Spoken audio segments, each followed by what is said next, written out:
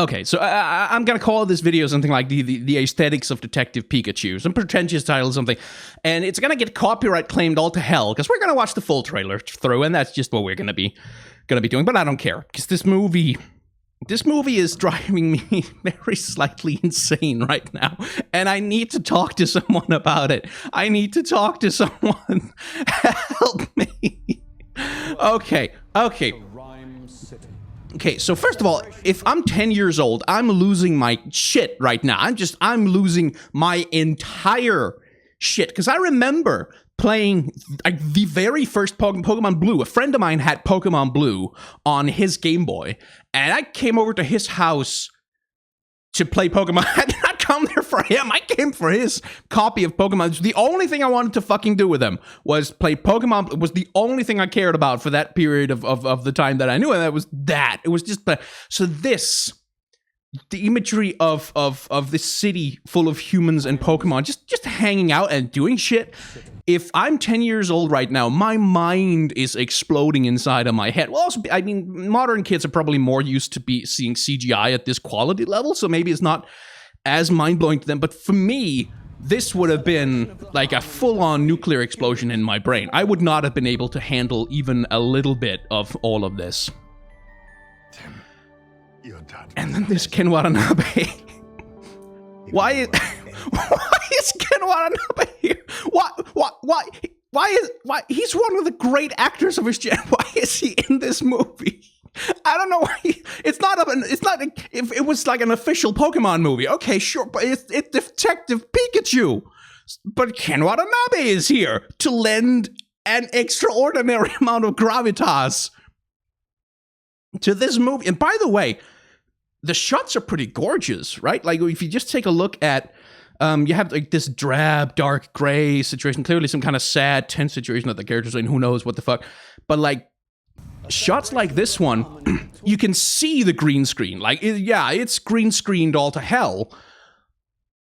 But it looks good. Like, there's like lovely use of color, there's like the wonderful set of color palettes, and especially as we get to the interior shots, it's really quite pretty. Like, it's a shot like this one, for instance, is the kind of thing, if this was just like a cheap-ass 1990s cash-in thing, where they had like some shitty, you know, Muppet-style Pokemon things hanging around, and they were just trying to get some money out of the Pokemon phenomenon, you wouldn't get shots that just looked that nice, like that had that much color going on.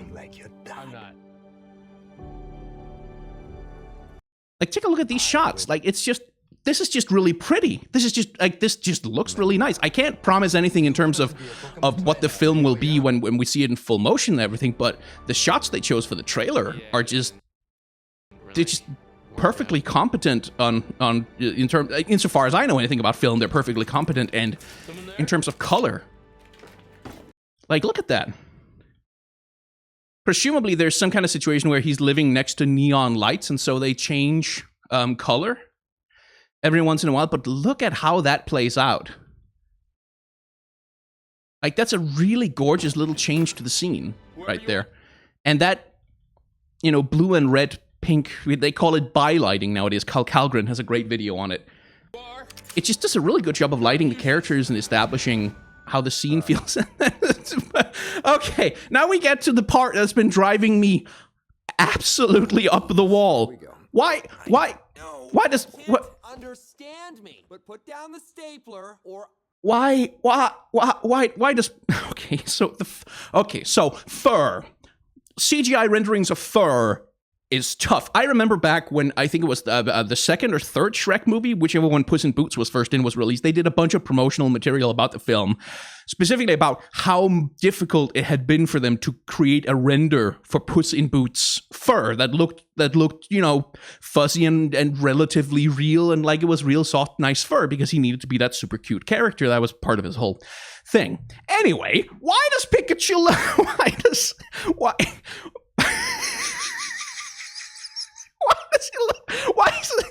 why is he so fussy? I don't, it's electrocute you. Why does he, and I know this is just me. I mean, this is just like my little hang up that's coming out to the surface and driving me completely bonkers, but why did they Okay, so this is where we have to talk about the anime aesthetics of Pikachu, because like one of the things anime does, rendering actual fur is bloody impossible in 2D animation. It costs $1 million to do it because there's so much material to render. There's so much you have to take care of. So in most like anime, especially like the Pokemon, unless they really need to have like a big fluffy fur coat, they will prefer to just render them essentially smooth, which is what Pikachu has been in the popular consciousness for the last 20 years. He's been smooth. He's been fuzzy, but it's been that kind of little pet mouse fuzz that's mostly looking smooth because all of the hair follicles are aligned in the same direction down his body, which will give him like a smooth coat of fur. They did not do that. This Pikachu is fuzzy in the same way your teddy bear is fuzzy, in that it's just fuzz that poofs out in every single possible direction. And I'm not a biologist, but insofar as I know with animals, that's the thing that animals will do when they need a big fuzzy fur coat to protect them from cold. So, okay. Maybe that's what they went with. Okay, so Ryan Reynolds is we've known that for a while, that he was going to be Pikachu. What I didn't necessarily expect, and I know that that Ryan Reynolds is not necessarily known for being the best voice actor in the world, is Geez. Here we go. I know you can't understand me, but put down the stapler or I will electrocute you. it's the Deadpool. It's the Deadpool voice. It's exactly the same tone of voice, exactly the same delivery, and it's the Deadpool. He's used it. Detective Pikachu talks, and all I hear is Deadpool.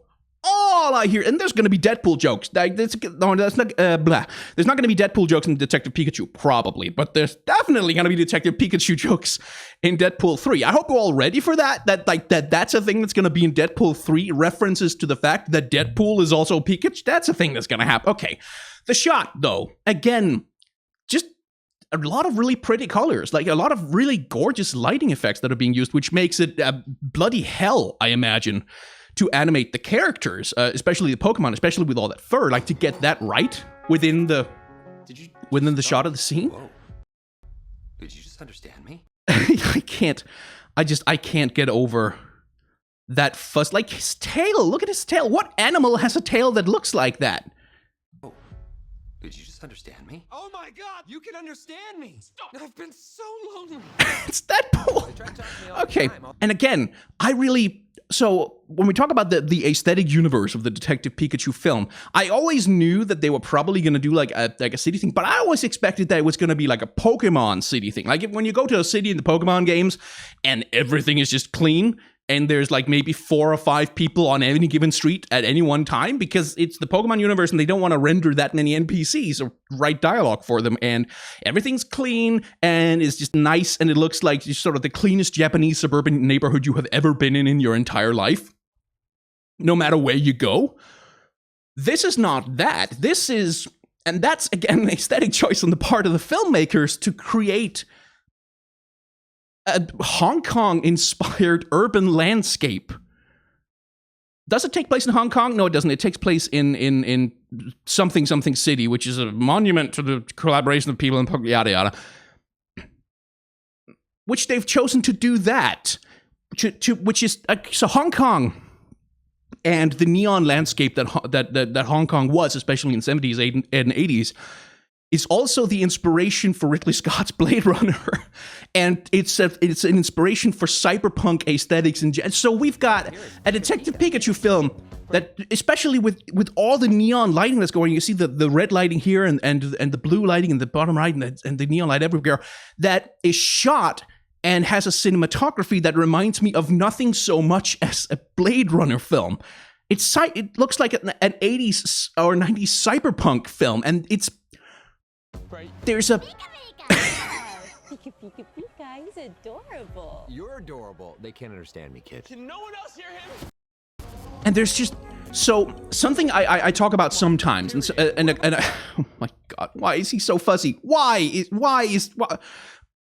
I've seen real life animals that are not that fuzzy. Okay, So something I've talked about occasionally on the channel before is dissonance in presentation, and that's a tool that you can occasionally use. You've probably heard the term, if you're in games criticism, you've heard the term ludonarrative dissonance. When a game has themes in its story that are being contradicted by the gameplay itself, it comes up a lot when people talk about BioShock. Okay, there's other kinds of dissonance that exist here. For example, there is no genre of film, generally more nihilistic, pessimistic, downtrodden, kind of just sad and miserable than the cyberpunk genre. Again, I refer back to your Blade Runners, your Ghosts in the Shell, your Matrixes. Like, they are all pretty just dark and depressing and dirty. And then they put a Pokemon movie into an aesthetic that seems to be cribbed directly out of that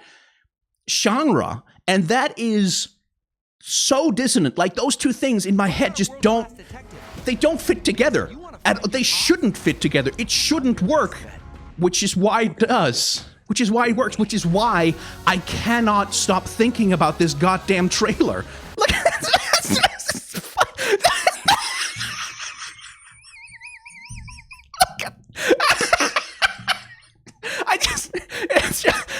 it's a dive bar, like in New York, kind of. Just it's like some hellhole, Hell's Kitchen place where there's junk outside and people shooting up in the alley. And there's a Jigglypuff there who put a dude to sleep by singing. I'm not laughing because I think it's funny. I'm laughing because it just, every time I try to think about what's happening here, I just go, this can't possibly be real. Nobody would pay. This looks like the kind of, okay, so occasionally on Kickstarter, people will put out these ridiculous, like, meme short films that they want to make. I think, what the hell was its name? Karate Cup or Kick-Ass Cup or something like that. There was a thing that got Kickstarted a while ago that was this completely ridiculous, over-the-top, overblown parody of 1980s action movies. Like, that was, and it used this completely overblown, completely far out, ridiculous aesthetic. And it's the same thing with there were the people who did the gritty Power Rangers reboot short film, who also kickstarted that. And where the joke of that whole thing was that they took some of the cleanest, nicest, most sort of cuddly, cute aesthetic that you could ever possibly have, which is the Power Rangers, the Sentai shows, and then they rendered them like dark and gritty and realistic, and that was the joke. It was the joke, but now it's a multi-million-dollar Hollywood movie from Nintendo with one of the most lucrative franchises in the entire world, and we have and this shot is everything. I cannot get over. Because the realistically rendered Pokemon just look. You need to look at Psyduck. You need to look at Psyduck. Look at its eyes. Why does its eyes look like that? Like, Psyduck in his illustration just has little white eyes with a tiny little pupil in the middle. But no, the filmmakers here. No. We're not going to do like cartoon eyes with tiny. No, we're going to do these. He's got like irises the size of basketballs. And we're going to put that, and they were going to be exquisitely rendered with like full texture and detail in there so that he looks like a horrifying creature from the nightmares of some poor child who ate too much macaroni and cheese. And then there's Mr. Mime. Yeah. So tell us what we want to know. Pipe. Yes. Okay. I can. Shoving. Pushing. My problem is that I push people away and then hate them for leaving. Ryan Reynolds ad-libbed that. I swear to God. Okay, maybe the scriptwriters put it in there because apparently they can get away with anything they want to do no matter what it is.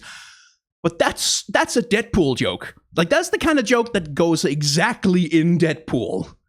And Ryan Reynolds just gets to say that out loud as Pikachu to a Mr. Mime who he's attempting to interrogate in a good cop, bad cop situation. Saying you can shove it. What? I can shove it? Okay, that's it. No, we're switching roles. I'm bad cop. You're good cop. No, we're not cops. And there's a joke that lands. That, by the way, that was the other thing that kind of caught my attention is that, oh, right, because Mr. Mime actually does have the psychic ability to put up walls in Pokemon. That's one of his abilities as a Pokemon, is that he can do that. And the filmmakers created an entire scene where the joke arises naturally from the properties of the character in the video game. Which says to me that they actually take this shit seriously. Like, that they're not just shit posting here, that they're not making a stupid joke about, haha, how stupid are Pokemon? How stupid would it be if Pokemon were real? Haha, kids are stupid. Pokemon is stupid. We don't want to, like, this trailer feels, and I don't have any evidence for that. Like, maybe the movie comes out and it's absolute garbage. I'm going to watch it anyway, but just this joke and just this, the commitment to the weirdness of the whole thing, it feels to me like nothing so much as sincerity. Like, it feels like they took this ridiculous, and the premise of Detective Pikachu as a thing is already dumb. Like, it's all, Detective Pikachu, okay, I guess that's silly, but that's the kind of thing that a Pokemon game will sometimes be. And they took it seriously, and they made a thing that actually it's a fucking Charizard, what scary mouth by some vor artist. They took it seriously. And they said, okay, if we're doing a detective movie in the Pokemon universe, then we're going to shoot it like a detective movie. We're going to establish aesthetics like a detective movie. We're going to draw from one of the great detective movies of the 20th century, Blade Runner, and its ilk, like that genre of filmmaking. And we're going to put Detective Pikachu and Ryan Reynolds as Detective Pikachu in this thing. And this movie that should be nothing but a ridiculous, stupid cash-in nothingburg. Like, it should be just remember, like, shitty video game movies from the 90s? And, like, it should be just a crappy, half-assed, garbage, kind of cash-in looking movie where nobody showed up to make any kind of effort. They got some actor who can't deliver a line and some washed-up has-been who's trying to grab a last paycheck before their career fizzles out. And it should be a nothing. And the effects should look cheap, and the plot should be like this boilerplate stupid thing where it's clear the writers don't care about the thing they're writing about, and they don't take it seriously. The legend in this prison. But there's Ken Watanabe, I'm not. and there is an aesthetic that is very thoroughly lifted from some of the best filmmaking of the 20th century. There's some frames that actually look like the director has some idea what the hell they're doing. And here's a story where the ridiculous premise is taken seriously enough that it actually informs the action that the characters are performing. I don't want to oversell this movie because this is a ridiculous shitpost. It shouldn't work. And once it comes out, maybe it doesn't work. Maybe it's garbage. Maybe it's a garbage ass movie that no person should watch. But I'm convinced. I'm won over. This trailer is driving me insane. I can't. How does this exist? How is this real? How? I know it's Pokemon, and Pokemon prints money no matter what you do, but how did they get the money? How did they get the director? How did they get the cast? How did they get any of this? It's a miracle. It's not necessarily a good miracle, but it's kind of miraculous. And I'm okay. I'm gonna eat some dinner now and calm down because I'm sounding increasingly like a crazy person. But there's just something about this trailer that makes me very, very happy. And I guess that's a good enough reason to make a reaction video that's gonna get monetized and maybe taken down. Anyway, if you've enjoyed this, I don't know why, but okay, there's a like button, and you can subscribe.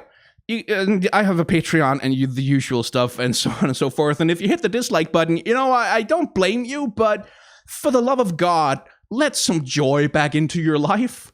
You have been dead inside for so long. This world has been cruel and cold and callous, and it has drained all good things from the souls of the people who are trapped in it because we are indistinct, meaningless specks on a fleck of dust floating in a cathedral built by a god has long since abandoned us. The universe is cold and empty, and we are all of us dying. But we get a Detective Pikachu movie at least. Thanks for watching!